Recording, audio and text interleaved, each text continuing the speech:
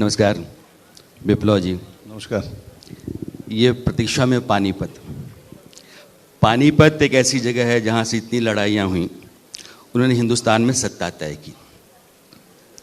और आप बीजेपी के ऐसे नेता हैं, मुझे लगता है कि इकलौते ऐसे नेता हैं जो उत्तर और पूर्वोत्तर दोनों के सेतु हैं। आप अपना परचम पूर्वोत्तर में लहराते हैं और यहाँ आप मोर्चा संभालते हैं। अभी जो लोकसभा चुनाव हुए, हरियाणा में बराबर का मैच चला, कांग्रेस बीजेपी। विधानसभा चुनाव है, हरियाणा महत्वपूर्ण राज्य है, आपके पास जिम्मेदारी है, 2 साल से आपने मोर्चा संभाल रखा है। पहला सवाल मेरा ये है कि हरियाणा लोकसभा चुनाव आपकी उम्मीदों पर नहीं उतरा, क्यों? और विधानसभा चुनाव के लिए जो अनुमान लगाया जाता है कि ये और कांटे का होगा, इन दोनों पर आपकी राय क्या है?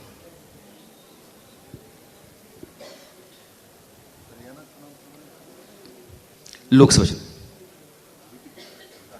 अच्छा, मैंने ये कहा कि लोकसभा चुनाव बराबरी पर रुका है, विधानसभा चुनाव है, और कहते हैं कि विधानसभा चुनाव ज़्यादा मुकाबले का होगा। देखिए, कोई इलेक्शन नेक्स्ट इलेक्शन के साथ एक ही जैसा होता है, ऐसा मैंने देखा नहीं। अटल जी का जब सरकार थे, हमने 1 साल पहले इलेक्शन कराया था और उस राज्य में हम इलेक्शन जीते थे, किंतु लोकसभा में जाकर हम हारे, मनमोहन सिंह का सरकार बने। इसलिए आप लोकसभा के ऊपर डिपेंड करेंगे, असेंबली का ऐसा होने वाला है। पहला उत्तर तो ये नहीं होने वाला है। सेकंड, वहाँ हरियाणा में विधानसभा वाइज अलग अलग समीकरण है। उस समीकरण को जो पार्टी ढंग से हैंडल करेंगे, सही प्रार्थी देंगे, उस पार्टी का विजय होना निश्चित है। और मैं इतना जानता हूं, कांग्रेस वहां बाप बेटे के सीमित है। शैलजा जी को तो स्थान ऊपर से देना चाहते, मेरी दीदी को मिलता नहीं। तो इसलिए समीकरण बैठाने का काम बीजेपी व भाजपा ही कर सकता है, क्योंकि वो तो अपने परिवार के कारण से समीकरण कांग्रेस का नहीं बैठाया जाएगा। तो उस दृष्टि से देखें तो हरियाणा में तीसरी बार भारतीय जनता पार्टी का सरकार आना लगभग तय है। आपको लगता है? हुड्डा साहब कहते हैं कि पार्टी के भीतर कोई खेमेबंदी नहीं है, ये सिर्फ दुष्प्रचार है। दूसरा, आपके खिलाफ आरोप पत्र लेके चल रहे हैं, महंगाई सबसे ज़्यादा यहाँ, बेरोजगारी सबसे ज़्यादा यहाँ, करप्शन सबसे ज़्यादा यहाँ, क्राइम सबसे ज़्यादा यहाँ। वो आरोप पत्र आपने भी देखे होंगे, और लगातार ये दावा कर रहे हैं कि मेरी स्थिति मजबूत है। देखो, इनके 10 साल में हरियाणा में दलितों का जो हालत किया था, पंचकुला में थाने के सामने महिला को अपने शरीर में आग लगा के मरना पड़ता है। इनके पूरा हिस्ट्री हरियाणा के जनताओं को मालूम है। क्या गुंडाराज थी। जो बिजनेस कम्युनिटी है, बिजनेस नहीं कर पाता, शाम को जाके डंडे के बल पे जाके दुकान लूट कर लेते थे। तो आप अभी इस बात के ऊपर राजनीति करने के लिए जाएंगे, ये नहीं हो सकता। आपका राज हरियाणा का जनता देख चुके हैं। ऐसा होता तो न्यू फेस है, वो आदमी आएंगे। आपके फेस, आपके कार्यकाल हरियाणा का जनता देख चुका है। आप एक डिस्ट्रिक्ट के सीएम रहे हैं, एक जगह में सीमित रहे हैं। बीजेपी के सरकार बनने के बाद पैन हरियाणा का सरकार बना है। कोई नहीं कह सकता मनोहर लाल जी इस डिस्ट्रिक्ट के लिए काम किया, इसके लिए नहीं काम किया। अभी नायब सिंह सैनी बैठे, किसी को मालूम ही नहीं है कुरुक्षेत्र से है, चलता ही नहीं। किंतु तो इनके सीएम को मालूम चलता जब वो झज्जर से है। अच्छा, मैं आपसे पूछूं कि आपकी सरकार की ऐसी क्या उपलब्धियां हैं, ऐसा क्या किया है कि हरियाणा की जनता आपको फिर से सत्ता मिलाएगी? देखिए, हरियाणा के राज्य के इतिहास में पहली बार हुआ जो बिना खर्चे बिना पर्ची जो नौकरी हुई है, ट्रांसपेरेंट रिक्रूटमेंट नीति हुआ है। आज वो क्या कहता है, तो हम आएंगे सत्ता में तो उस नौकरी ऐसे ऐसे बांट देंगे। जैसे राहुल जी 8,500 करके बहनों को बांट रहा था, ठकाटक, उसके बाद राहुल गांधी को दिशा नहीं मिलता। तो ऐसे ऐसे बचपना बात, लोगों को विभ्रांत करने की बात कहता है। विभ्रांत करके आप एक बार इलेक्शन जीत सकते हैं, बार बार नहीं जीत सकते। इसलिए लोकसभा के इलेक्शन में देख लिया लोगों ने, क्या कांग्रेस ने विभ्रांत किया, संविधान बदल देंगे कि SC ST का रिजर्वेशन खत्म कर देंगे। तो आपने ऐसी ऐसी बात सामने रखा। आपके कांग्रेस सत्ता में आएंगे, क्या करेंगे, इनके फ्यूचर प्लान क्या है, आज भी नहीं बताता। आज भी मैं लोकसभा में राहुल गांधी का भाषण सुन रहा था, सुन लेना मैं आता हूं उस पर। मैं जाके बैठ के सुन रहा था, मुझे लग रहा था लीडर ऑफ अपोजिशन बोल रहे हैं, क्या बोल रहे हैं। आपको बजट के ऊपर बोलना चाहिए, उसके साथ पॉलिटिकल डिबेट आप कर ही सकते हो, किंतु कहां आप राजमिस्त्री में पहुंच गए, कहां आप वहां पहुंच जाते हो, क्या बोलते हो, पूरा दुनिया देखता है। लीडर ऑफ अपोजिशन का एक हाइट होता है, उसका गरिमा होता है। स्पीकर को बार बार टोकना पड़ता है लीडर ऑफ अपोजिशन को। मैंने तो आज तक ऐसा लीडर ऑफ अपोजिशन, मैंने जब तक राजनीति में आया वो बात सुना हूं, मैंने नहीं देखा जो इतना बार टोकना पड़ता है। आप गिन लेना कितना बार उनको बैठाना पड़ता है। लेकिन उन्होंने एक कड़ी पकड़ी है संसद में, बाकी सारी बातों के अलावा उन्होंने कहा कि जातिगत जनगणना मैं करवा करके रहूंगा। देखिए, और ये इनको अभी मेरे मित्रों, उनका अभी 99 भी पार नहीं हुआ। जातिगत जनगणना उनको करना उनका सपना है, करना है, वो कह सकता है, किंतु वो शोभा उनको देता है जो सत्ता में बैठे हुए हैं। और सत्ता में नहीं भी बैठे लीडर ऑपोजिशन भी इस विषय को रख सकता है, पार्लियामेंट में बोल सकते हैं जैसे अभी बोल रहे हैं। किंतु जिस तरीके से उन्होंने बोला, जैसे काल ही वो रख देगा, जैसे लगता है नरेंद्र भाई पीएम ही बन गया। अरे 3 इलेक्शन मिलके 240 नहीं हुआ। और पहले तो बताए भाई राहुल गांधी कौन सी जाति से आते, तो वो सब सवाल है भाई। ये क्या आप बोलते हो, कहां जाते हैं। पार्लियामेंट के गरिमा को रखना चाहिए, एक मर्यादा होता है। एक और पार्टी है आपके हरियाणा में, आम आदमी पार्टी, 5 गारंटी लेकर के चली हुई है कि मुफ्त बिजली कर देंगे, मुफ्त स्वास्थ्य सेवा कर देंगे, खिलाड़ियों को हम स्पेशल पैकेज देंगे, महिलाओं को 1000 रुपये देंगे।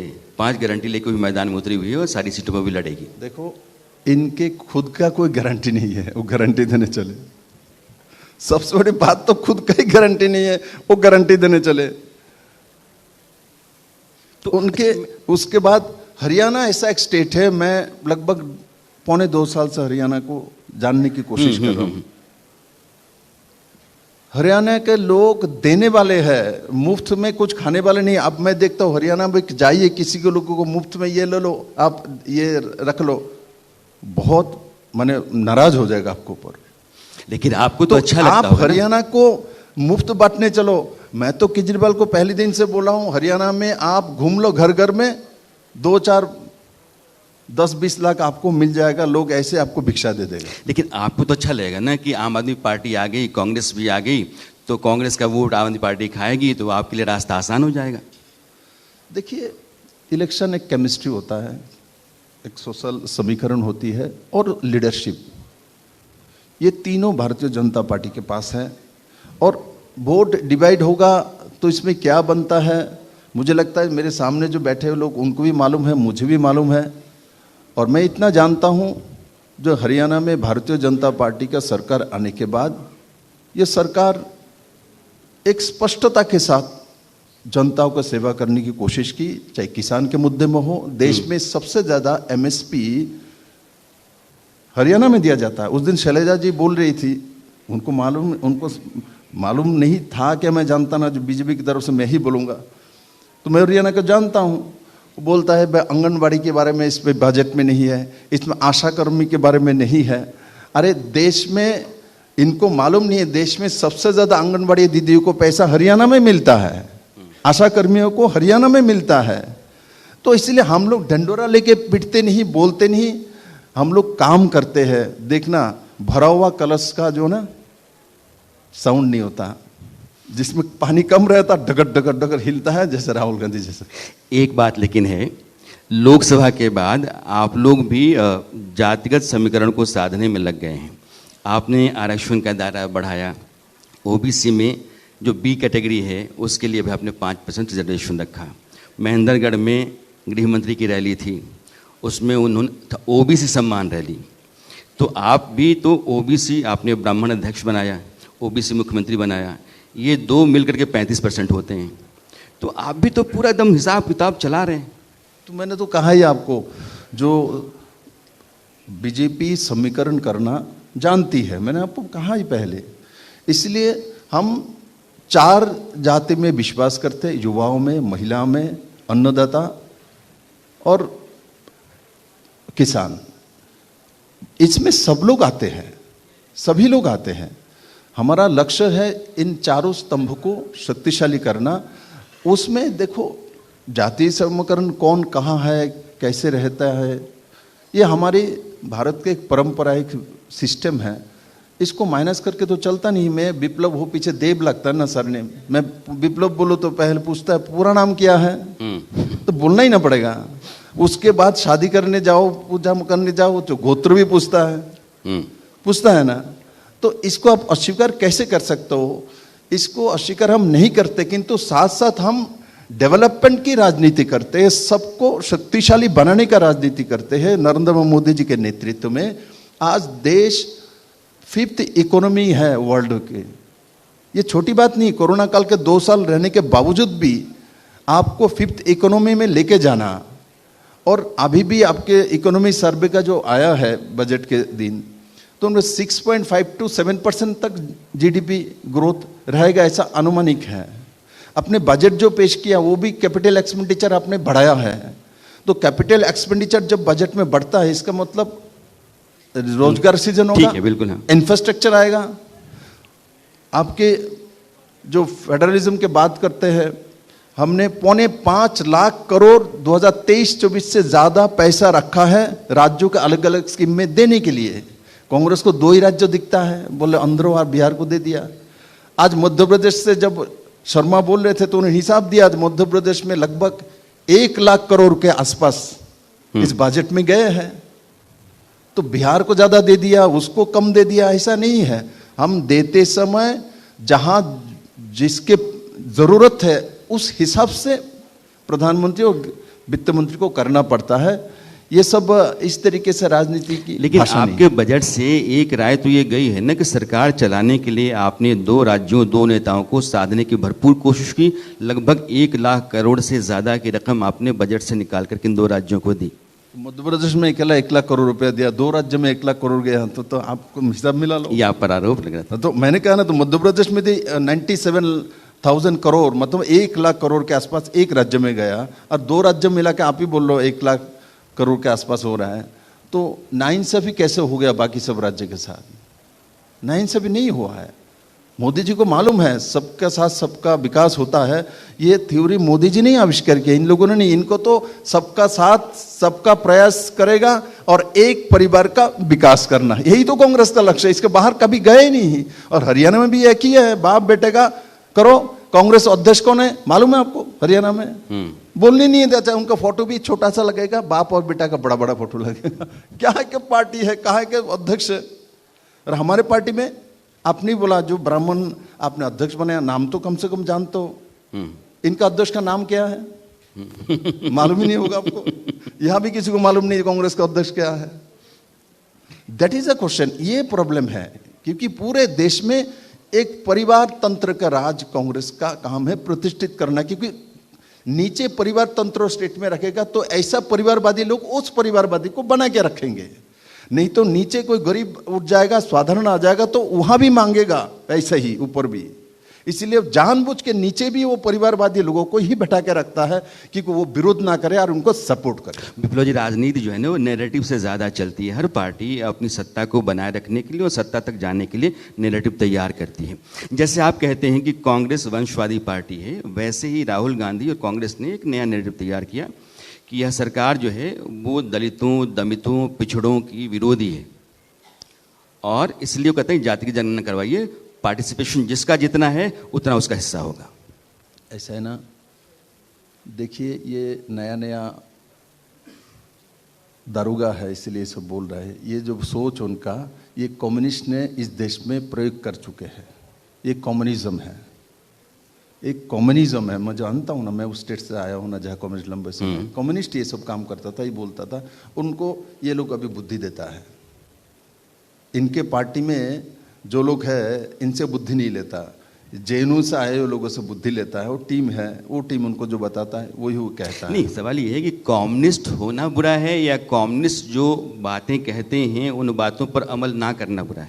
देखो, कम्युनिस्ट के जो विचारधारा है, तो आप कह रहे हैं कि राहुल गांधी जो उसी विचारधारा का उनको वही बात बोल रहे हैं। कम्युनिस्ट तो ये बात आज से 50 साल पहले देश में बोल चुका है। आज से 60 साल पहले इसके ऊपर उन्होंने बहुत आंदोलन किया हुआ है। इनकी 3 राज्य में सत्ता भी आए हैं, केरला में, त्रिपुरा में, वेस्ट बंगाल में सत्ता में भी सीएम भी बैठे हुए थे इनकी। तो इसलिए ये बात तो पहले ये सब हो चुका है। ये नए बात कुछ नहीं बोल रहा है, नए बात कुछ नहीं बोल रहा है। तो इसलिए आपको जाति गणना करना है क्या नहीं करना वो अलग विषय है। पहले तो देश को, जनताओं को पहचानो, उनको इज्जत दो, सम्मान दो। ठीक है, मेरा सवाल अभी भी बताइए। हाँ, जवाब नहीं आया उसका, लेकिन एक और बढ़िया बुनियादी सवाल है। राहुल गांधी और कांग्रेस और विपक्ष भी अग्निवीर को लेकर के सवाल करता है। सदन से आप आए हैं, राहुल गांधी ने आज भी उठाया कि अग्निवीर और मेरी सरकार आई तो इस योजना को हम रद्द कर देंगे, ये योजना नौजवानों के हक में ठीक नहीं। क्या बोलता है? सरकार में आऊंगा तो अभी सरकार बने हैं, 5 साल बाद दोबारा लोकसभा इलेक्शन होगा, तब तक राहुल गांधी को याद रहेगा क्या नहीं अग्निवीर? मेरे को तो संदेह होता कि पलट जाता ना, कब कहाँ चले जाते हैं। 5 साल बाद आप उनको पूछ लेना, वो भूल जाएगा। तब भी आज डिफेंस मिनिस्टर ने लोकसभा में उठ के बोला, जब मैं अग्निवीर के ऊपर जिस तरीके से विभ्रांति तैयार करने की कोशिश किया जा रहा है, मैं इसके ऊपर स्टेटमेंट दूंगा, इसके ऊपर कुछ बचता नहीं। और मैं आपको बोल रहा हूँ, ये तो शुरुआत मात्र, हमारा सेशन शुरू हुआ है और वो अभी जैसे घोषणा कर रहा है जैसे वही पीएम है, मैं ही कर दूंगा, मैं वो कर दूंगा, मैं ये कर दूंगा। अरे भाई, 5 साल बाद, काल को किसी ने नहीं देखा, काल क्या होगा? 5 साल बाद की बात बोलते हैं, तब इलेक्शन होगा, मैं रहूंगा ना वो रहेगा, क्या होगा, कौन मर जाएगा, कौन जिएगा, कुछ पता नहीं है। राजनीति में ये लड़ाइयाँ, ये नारे, ये वादे और इस तरह का संघर्ष चलता रहता है। सत्ता में आने के लिए पार्टियां अपने अपने तरीके से चलती रहती हैं। आपकी अपनी रणनीति है और हरियाणा के चुनाव के लिए बहुत सारी शुभकामनाएं हमारी तरफ से। आप आए, आपने अपना समय दिया, बहुत शुक्रिया। Thank you. धन्यवाद। धन्यवाद। For more such videos, subscribe to the NewsX YouTube channel, hit the bell icon.